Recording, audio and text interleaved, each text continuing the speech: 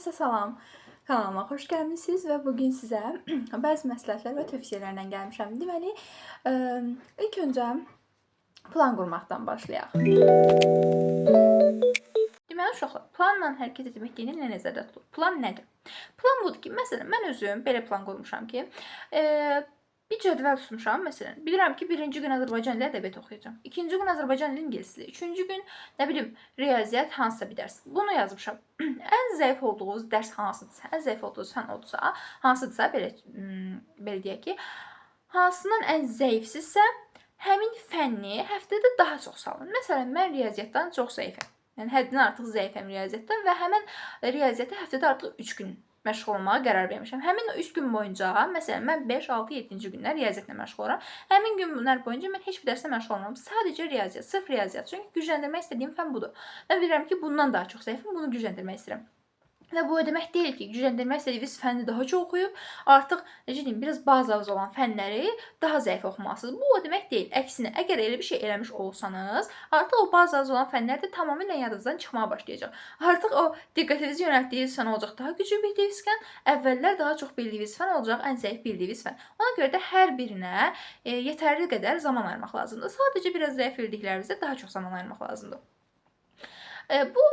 Bu həftəlik cədvəl idi. Günlük plan nə deməkdir? Günlük plan o deməkdir ki, məsələn, mən yatmamışdan öncə bir vərəq götürürəm, oraya yazıram ki, məsələn, mən səhər durub hansı dərslə məşğul olacağam, hansı fənni oxuyacağam. Bunu buraya yazıram. Neçə dənə test işləyəcəm. Bunu yazdığımda artıq səhər oyandıqda mən həmin vərəqə baxdıqda bilirəm ki, mən bu gün içərisində nə edəcəm, nə ilə məşğul olacağam. Sonra başlayıram həmin plan üzərində hərəkət etməyə. Elə insanlar var ki, deyirlər ki, məsələn, mən planla hərəkət edə bilmirəm. Planla hərəkət eləməmək deyə bir şey yoxdur. Bu, insan özündən asılı olan bir şeydir. İnsanın disiplinli olmağından asılı olan bir şeydir. Sən əgər disiplinlisənsə, sən o planla yetər qədər hərəkət edə biləcəksən. Planla hərəkət edə bilməyən insan yoxdur. Hətta demək olar ki, planla daha rahat hərəkət etmək olur ki, nəinki plansız. Plan qurduqda sən bilirsən ki, sən bugün nə edəcəksən. Əgər bir dərs çatdırmaq istəyirsinizsə, məsələn, deyirsən ki, mən bunu çatdıra bilmirəm, qətiyyən bilmirəm nə edeyim, necə edeyim. Bu dərsi çatdırmaq üçün sizin bir plan ehtiyacınız var. Bilirsən ki, məsələn, 2 saat bu fənnə ayırdım. Bu qədər vaxt bu fənnə ayırdım. Artıq belə olduqda sən istirahət eləməyə də, necə deyim, yemək yeməyə də, çay içməyə də, müəyyən qədər gəzməyə də, hər bir şeyə də vaxtın çatacaq. Sadəcə plan üzərində hərəkət etmək lazımdır. Tək olan şey budur, plan. İndi uşaqlar biraz diqqət dağınıqlığından, disiplindən bəhs etmək istəyirəm. Diqqət dağınıqlığı nədir və nədən irəli gəlir? Diqqət dağınıqlığı daha çox, məsələn, abituriyentlərin daha çox diqqət dağınıqlığı telefondan gəlir. Telefon əgər varsa, dərs oxuduğunuz masanın üzərində telefon varsa, yəni mümkün ola bilməz ki, sizin fikriniz yayınmasın.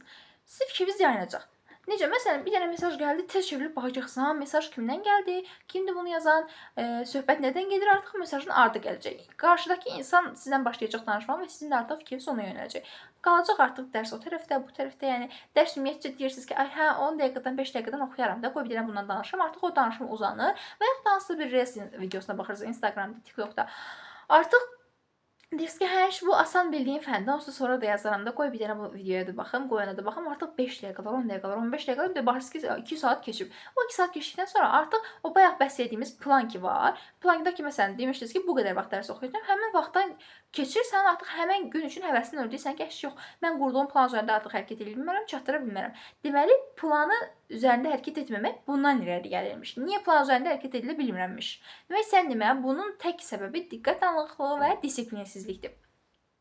Məsələn, mən özüm sentyabr ayında artıq yeni tədris ilinə başladığımız zaman Instagram, WhatsApp, Facebook bu kimi sosial şəbəkələri silmişdim. Tamamilə telefonumdan ləğv eləmişdim. Məsələn, mən bilirdim ki, mənim fikrimi yayındıran nədir? Bu fikrinizi yayındıran şeyləri ilk öncə bilməlisiniz. Məsələn, bilməlisiniz ki, fikrinizi yayındıran bir şey nədir? Onu ləğv eləməlisiniz telefondan. Telefon əlbəttə ki, lazımlı bir şeydir. Əsasən də bizim dövrümüzdə. Məsələn, elə olur ki, hansısa bir məlumatı tez işləyərkən tapa bilmirik. Kitabın içindən axtarıb tapa bilmirsən. Tapa bilmirsənsə, buna yəni internet üzərindən axtarışa verə bilərsən. Tutaq ki, deyək, hansısa bir döyüş. Bu döyüşə internet üzərindən, məsələn, mən axtarışa verim, yəni ki, tarix kitabında tapıram.